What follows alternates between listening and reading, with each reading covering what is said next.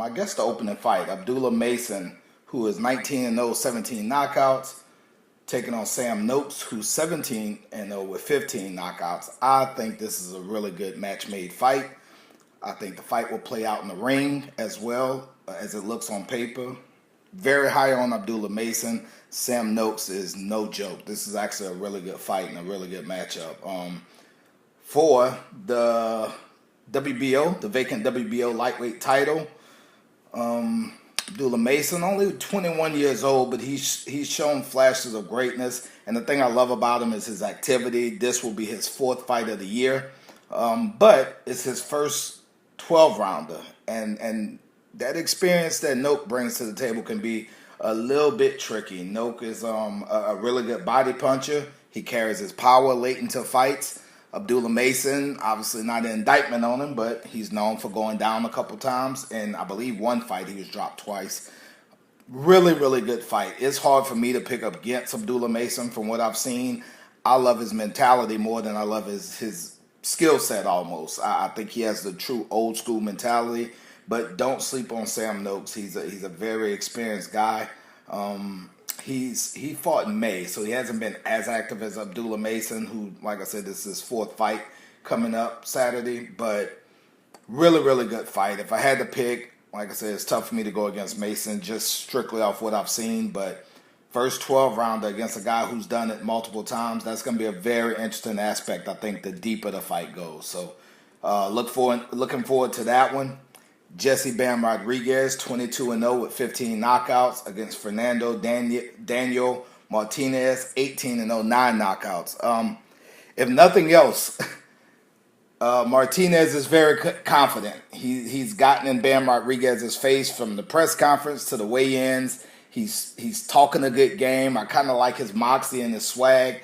I don't know if it's, false confidence, fool's gold, whatever you want to call it, but as of now, he's talked the talk. Against Jesse Bam Rodriguez, you're definitely going to have to walk the walk. Bam does everything well. I like Martinez as a boxer. And Martinez has some really good wins under his belt of late. Of his last 5 opponents, 4 of them has been the same. Jerwin Akansis, who hadn't lost in years. Kazuto Ioka, who hadn't lost in years. And he beat both of them twice. So if you understand boxing and understand how hard it is to win the rematch, you'll understand that's not a easy feat to do what Martinez is able to accomplish. Bam Rodriguez brings everything to the table. I love everything about his fighting style, his mentality. Again, you'll see the pattern with me with the old school guys. He has an old school kind of boxing temperament, willing to bump, willing to thump against anybody, and I think this is going to be another good one, boxer versus puncher, so to speak. But Martinez is no joke. Martinez can box. And if he can keep Bam on the outside of his punches, that can be very interesting. Not sure if pissing Bam off is the right strategy, but that's why they fight the fights, and we'll see Saturday night. Moving on to the co-main event, I'm only going to cover the top 4 of the card. Devin Haney, 32-0, 15 knockouts against Brian Norman Jr., 28-0, 22 knockouts. Same feeling a little bit for this one with the Abdullah Mason-Noakes fight in terms of I look at Brian Norman Jr. as Mason, powerful guy, good-looking kid, lacks big fight experience. Devin Haney, on the other hand, is definitely more experienced than Noakes, but I guess he would play Noakes in this breakdown description of what I'm giving. Just an experienced guy, much like Abdullah Mason. Brian Norman has never been 12 rounds. He's been 10 rounds twice. He's been scheduled for 12 rounders, but he hasn't fought 12 rounds yet. On the flip side of that, Devin Haney has fought 10 consecutive 12-round fights, with his last knockout coming in 2019. I know to some people that's funny. It's a joke. They call him pillow-fisted, but that's a lot of championship rounds experience that you can't teach it. You have to either go through that fire or you haven't. Not saying Brian Norman Jr. can't go through that fire. He just hasn't up to this point, and that's credit to his punching power and some of the things he's able to do to his opponents. I personally think experience can shine in this fight if Devin Haney's on his game. I think he can outbox Brian Norman Jr. If we see anything remotely close to what we saw against Jose Ramirez in New York, obviously Brian Norman Jr. could either stop Devin or just win off activity. If Jose Ramirez knew how to cut the ring off or actually applied cutting the ring off, that would be a different discussion. He was never able to do that. Devin coasted to a decision. That being said, with Brian Norman Jr. being a big puncher or a bigger puncher, we're going to see what Devin Haney shows up, because Jose Ramirez, by any stretch of the imagination, is not known as a puncher, definitely not a puncher to the degree of Brian Norman Jr., and Devin wanted to avoid contact at all costs. Some of Ramirez's feints made Devin, damn near jump across the other side of the ring. So, going to be interesting to see how Devin is able to either fight or clinch on the inside when he doesn't want to engage in close with Brian Norman Jr. It's going to be interesting how he's able to keep him at the end of his stick, like he flashed at times in the Ryan Garcia fight.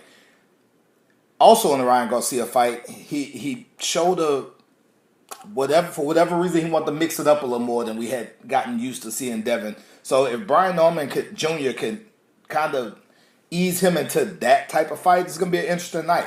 A lot of trash talk between the camps. Obviously, the dads are either dislike each other or they are awesome promoters of themselves and their sons. I think it's a little bit of both. So which guy is going to be able to control their emotions better in this fight? And one of the things I noticed in some of Brian Norman Jr.'s previous fights is he has a tendency to not necessarily gas out, but you can see him get a little tired. I think that's because he hasn't developed a slider, a knuckleball. He kind of throws all fastballs. So see if he can kind of keep his composure, keep his emotions in check.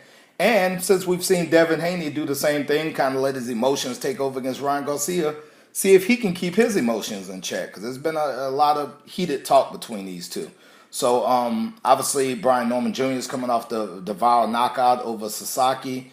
Devin Haney coming off the lackluster performance against Jose Ramirez. So they're, in terms of trajectory, their careers are kind of going opposite direction. Devin Haney, based off his last performance, has a lot to prove, and Brian Norman Jr. coming off his last performance just basically got to show us that it wasn't a fluke and that he is the truth.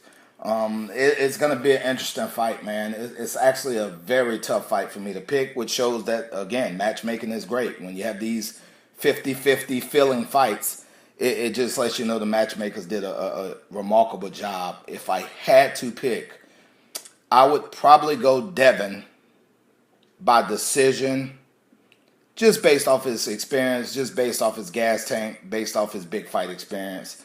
Like I said, 10 consecutive 12 rounds fights. That's a lot of rounds. That can be a detriment or it can be a help to him. I just don't know which one. But he has a lot to prove given the Jose Ramirez fight. Brian Norman Jr. has a lot to prove given the fact that, people feel like he ducked boots and, the fight, the knockout, the viral knockout over Sasaki was just that, a kind of tailor-made opponent. We're going to see Fight Night. I'm looking forward to that one. It's crazy because I feel like that fight is being talked about as if it's the main event, as if we don't have the Mexican monster, David Benavidez, 30-0, 24 knockouts, facing against Anthony Yarde, 27-3 with 24 knockouts.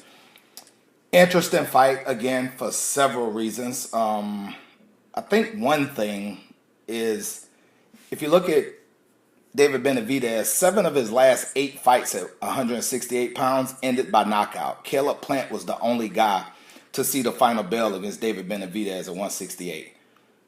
I'm not quite sold on his power at 175. This will be his 3rd fight. His previous 2 went the distance, all 12 rounds, against Nail and Morrell. And Morrell was coming up with him, kind of. So the fact that he couldn't... I love his volume still at 175. I'm just not necessarily sold on his power. And if you look at Anthony Yarde, who is 27-3, he's been stopped twice, but it was to a huge puncher, Sergey Kovalev, at the time, and that was in the 11th round. And he was stopped by Arthur Beterbiev, another huge puncher, and that was in the 8th round. So he also has a split decision loss to undefeated Lyndon Arthur. So You take that how you take it. But the fact that he was stopped twice by two monstrous punches, I think you can almost eliminate that element in the Benavidez fight because I don't see Benavidez as a big puncher at light heavyweight. However, Yarde is another guy kind of known to gas a little bit, kind of known to throw a lot of fastballs. Benavidez has an unlimited gas tank. For me, if you're going to ask me to pick a guy with gas tank questions and unlimited access to petrol, I'm going to go with the unlimited access to petrol. I think David Benavidez outworks him. I think Yarde can be dangerous in spots, so it wouldn't surprise me if David Benavidez gets shaken up a few times in this fight. I just think the volume, the big fight experience, the fact that you still have to teach David Benavidez how to lose, all those things play into this fight, or at least my opinion, the result of this fight. And I think Benavidez wins this one pretty unanimously. But I do think there will be some trouble spots there. Very good card. If you look at this thing top to bottom, the combined record of the 4 big fights, the ones that I just broke down, is 193 wins opposed to just 3 losses. And ironically, Yarde holds all 3 of those losses. So we're looking at 2, 4, 6, 7 undefeated guys against a guy with only 3 losses in 30 fights. So this is a remarkable card. I hope it lives up to the billing. Obviously, what these cards and these fights look like on paper can differ sometimes in the ring, kind of like the New York card with Ryan and Roley. Those fights just didn't live up to what you thought you saw on paper. So I think this is a different animal. I'm not sure Abdullah Mason or Jesse Bam Rodriguez can be in a boring fight. We understand the dangers of Devin being luring his opponents, into some kind of boring spots or boring fights. But I think Brian Norman Jr. is just enough dog to pull out whatever we need to see in Devin, for better or worse. And David Benavidez, another one, a guy that uses both fists, throws a lot of combinations. Not completely sold on his power at 175, but his volume is amazing. His gas tank is amazing. And Yarde is a strong guy. As much as I'm saying his gas tank sometimes don't hold up, for 15, 20 minutes, Yarde can give anyone hell. So that's going to be Benavidez's trouble spots to me, those first 4 or 5 rounds. So interesting card, interesting fights top to bottom. And